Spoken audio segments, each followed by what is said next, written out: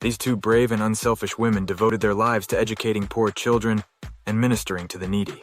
We can see their legacies today in the religious communities they founded and the thousands of Catholic schools across our nation. Danielle Bean, March 3, 2024. One recent Wednesday afternoon found me racing between two nearby towns to pick up one child at work and another child at basketball practice. I arrived home just in time to turn over my car to my teenage son, who was headed to a friend's house to work on a science project. My dad, who raised 9 of us, once joked that the primary purposes of marriage were procreation, education, and transportation. Transportation certainly is one of the unique challenges for many of us raising children today. No matter how much I try to simplify our schedules, there's always another practice, another game, another meeting, another birthday party to drive our kids to. But education comes with its own set of challenges as well. We read in the Catechism of the Catholic Church that parents have the first responsibility for the education of their children, CCC 223. We all have this responsibility, but what that education looks like varies from family to family. We homeschooled all of our children when they were younger, and many of them transitioned to attending public school by the time they were high schoolers. Our kids have also taken classes online, and a few attended a charter school for a while. These varied experiences have taught me that there is no one right way to educate our children, that there are pros and cons to every option, and that it's a privilege to have access to as many different forms of education as we do.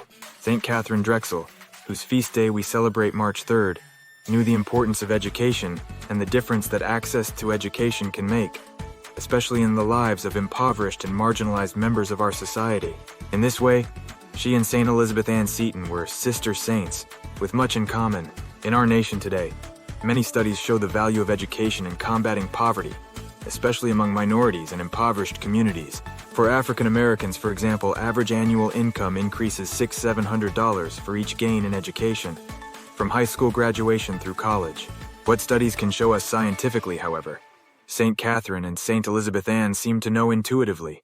Though the two women were not contemporaries, St. Elizabeth Ann Seton lived 774–1821 and St. Catherine Drexel lived 1858–1955.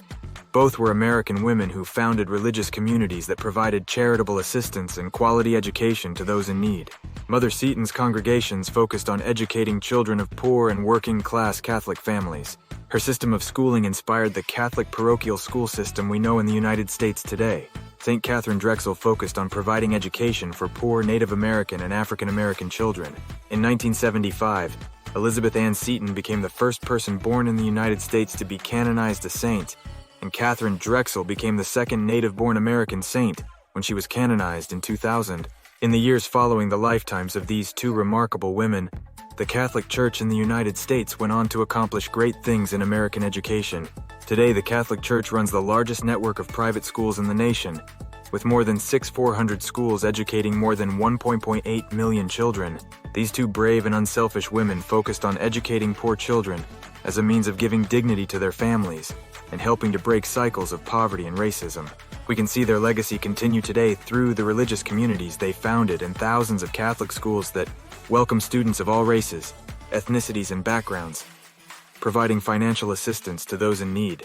St. Elizabeth Ann and St. Catherine knew very well that providing quality education requires sacrifice, and after more than 24 years of parenting, I know this too. These late winter days can be tough ones for me. Living here in New Hampshire, toughing out the never-ending dreary days of winter as I balance working at home with homeschooling my 2 youngest sons. This year, though, I am inspired and encouraged by the generous example of these two pioneers in American education.